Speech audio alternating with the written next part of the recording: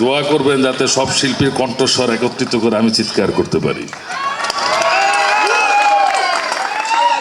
কাবিলা ভাই আমাদের অনেক প্রিয় একজন মানুষ, অনেক গুণী একজন শিল্পী, দীর্ঘদিন চলচ্চিত্র অভিনয় করছেন। তিনি এখন একটু অবসর সময় বেশি পার করছেন, একটি বড় দুরারোগ্য রোগ তিনি যুদ্ধ করে জয়ী হয়েছেন, আজকে তিনি ভালো আছেন। আপনারা সবাই তার জন্য দোয়া করবেন, আপনাদের সবার কাছে উনি দোয়া চেয়েছেন এবং আপনাদের মূল্যবান ভোটটি ওনাকে দিবেন। উনি শিল্পী এফডিসিতে আসলে, শিল্পী সমিতিতে আসলে কিছুটা সময় হাসি ঠাট্টা করে কাটানো যায়, সেই সুযোগটা অন্তত আপনারা হাতছাড়া করবেন না। ধন্যবাদ।